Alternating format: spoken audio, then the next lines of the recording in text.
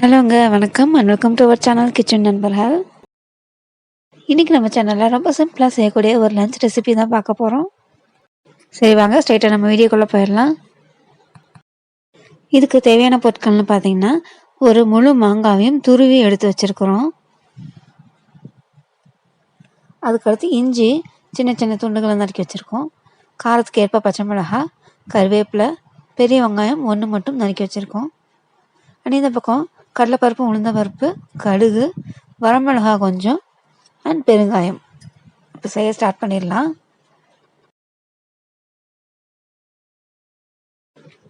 கடாயில் எண்ணெய் ஊற்றிக்கலாம். எண்ணெய் சூடானதுக்கப்புறம் கடுகு சேர்த்துக்கலாம்.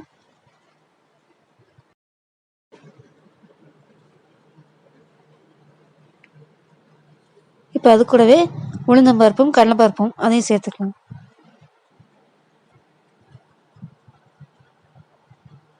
அது ரெண்டும் நல்லா செவந்து வரட்டும். அதுக்குள்ளே கடுகும் பொரிஞ்சிடும்.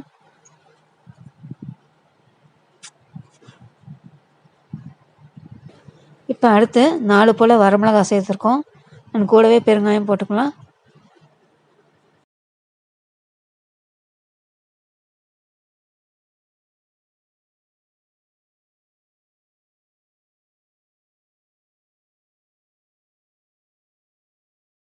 கறிவேப்பிலைகளையும் சேர்த்துடலாம். அடுத்து நறுக்கி வச்சிருக்க வெங்காயம் அதையும் போட்டாச்சு.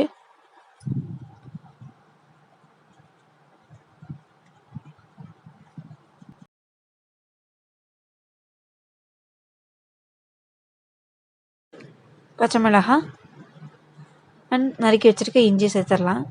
இஞ்சி வந்து பீசஸாக இருக்க வேணாம்னு நினச்சிங்கன்னா அந்த துருவுறது இருக்குள்ள அதை வச்சு இஞ்சி அதில் துருவி போட்டுருங்க.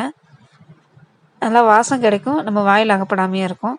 எங்களுக்கு வந்து பீசஸாக இருக்கறனால ஒன்றும் பிரச்சனை இல்லைங்கனால அப்படி போட்டிருக்கோம். இதெல்லாம் நல்லா வதக்கி எடுத்துடலாம்.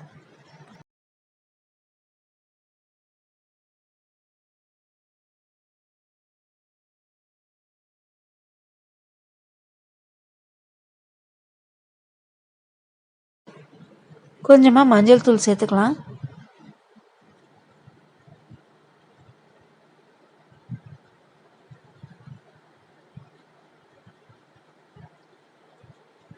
அண்ட் உப்பு, தூள் உப்பு போட்டிருக்கோம்.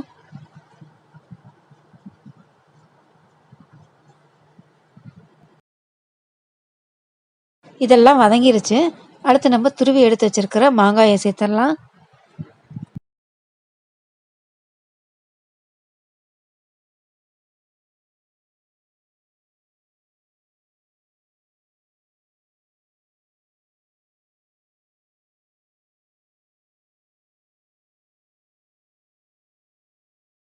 இது நல்லா வதங்கணும்.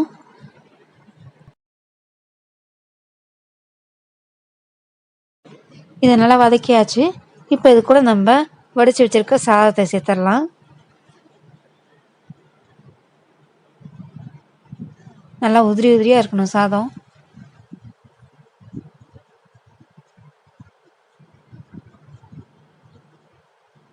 கொஞ்சமாக இப்போ நல்லெண்ணெய் சேர்த்துக்கிறோம்.